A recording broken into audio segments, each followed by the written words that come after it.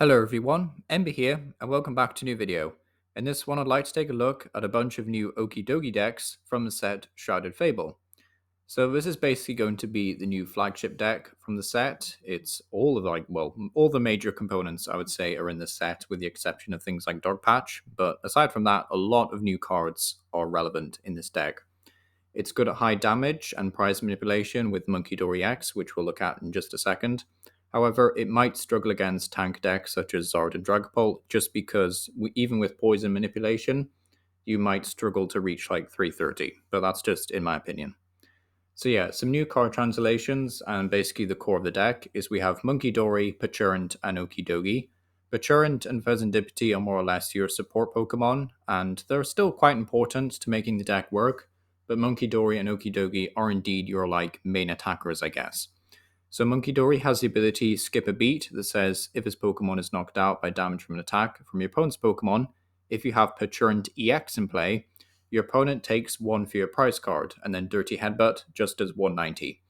So effectively, if you have Pachurant in play, Munkidori just becomes a single prize Pokemon. With 210 HP rather, is actually quite a lot to have. So yeah, very solid ability, and just forces your opponent to gust up Pachurant. Now, Pachurant says, once your turn, you may switch one of your benched Dark Pokemon, except any Pachurant EX, with your active Pokemon. If you do, your new active Pokemon is now poisoned, however, you can't use more than one of these abilities during your turn.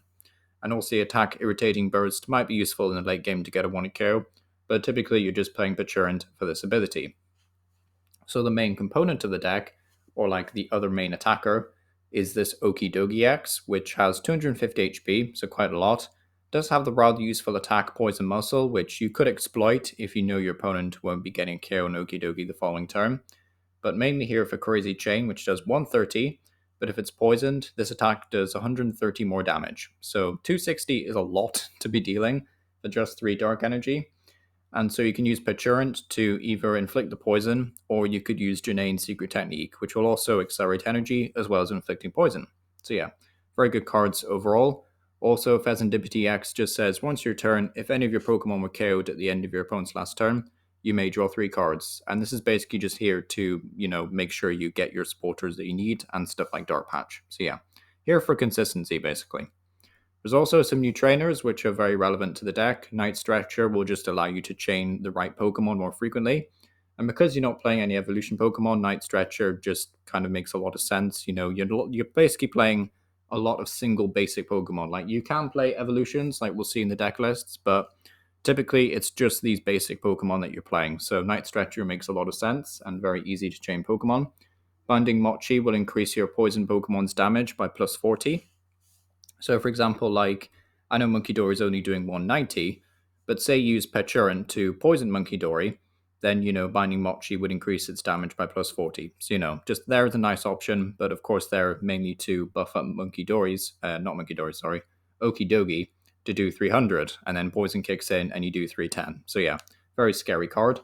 Then we also have Janane's Secret Technique, which is basically your main way of ramping energy in this deck, aside from Poison Muscle, and it also happens to inflict poison on your active Pokemon. So you absolutely do want to use this when you have a main attacker in the active spot. So yeah, very, very good supporter card. So this first list that I'd like to take a look at here is playing stuff like Morpeko as well as Darkrai. I would say Darkrai is like the major standout. Everything else in this list is pretty self-explanatory, but I do think Darkrai is like the main talking point, really. Just allowing you to retrieve stuff like Dark Patch as well as Pokegear if you wanted to loot more stuff. Now, personally, I don't really agree with Super Rod, but then again, Super Rod could also allow you to shuffle back in Darkrai's if you want to reuse the effect, or, well, not reuse the effect of the ability, rather, because that's a V-Star power, but, reuse the attack, I guess. Or if you have to discard it earlier on with Ultra Ball, then, you could get it back. So that's quite nice to see. Also playing Prime Catcher as an A-spec of choice, and Roaring Moon EX as a way of getting a 1-hit KO option, which is quite nice. Personally, I quite like this list. It's definitely not as consistent as some of the other lists, but still a very good turbo list.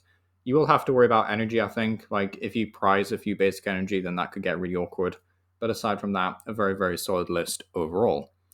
Next up, though, is we have a more streamlined build, which I would say is a wee bit more consistent than the previous ones, playing a higher count of basic energy, which I do approve of in this deck, just because you definitely need to be getting those manual attachments down, as well as Janane. So yeah, pretty strong in that regard.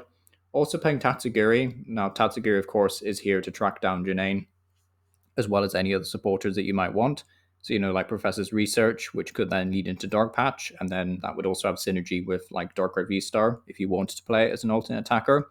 But yeah, I do approve of playing like Tatsugiri in this deck. It just makes so much sense, especially when you're relying on Janaine so much. So either Luminion or Tatsugiri, and I've failed to see many of these lists actually playing Luminion. So yeah, Tatsugiri definitely a great option in this deck.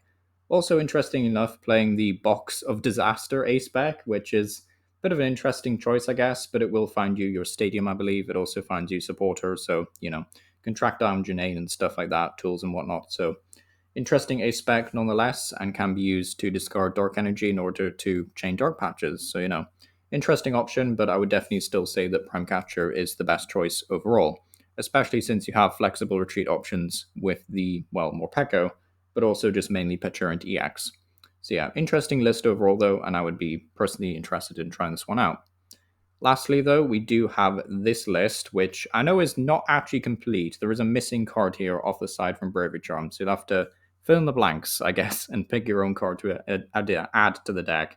I would say like maybe a third Janaine Secret Technique would be a wise option, because this list is only playing 2, which is a bit scary. I would definitely rather play 4 copies if possible.